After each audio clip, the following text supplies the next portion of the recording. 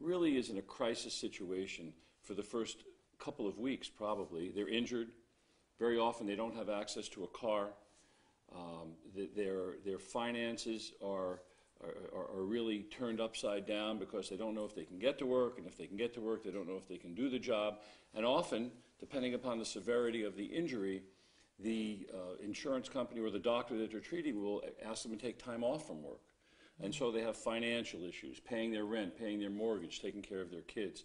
So that first 10 days to 2 weeks is very difficult, and a lot of times the decisions that they will make vis-a-vis the insurance companies calling them, and decisions about property damage, and decisions about whether I should go to a doctor and who should I see, all of those things are things that we do just as a matter of a routine type checklist to make sure that everything is covered.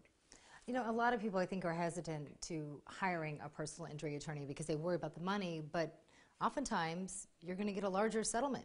I mean, most cases, right? I don't think I've seen in 35 years 5 cases where someone handling their own case wound up with more money in their pocket at the end of the case than if they would have hired our firm.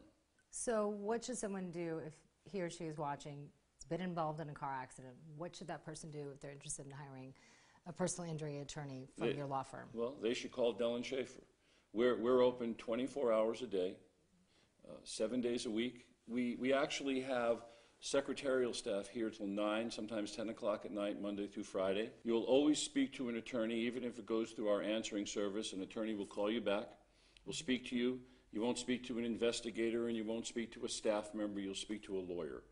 And in a very short conversation, we can give you a very good idea in that first phone call what we can do for you and how we're going to go about doing it.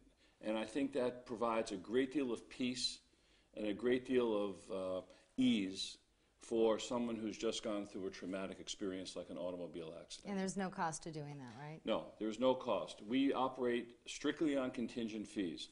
And what that means is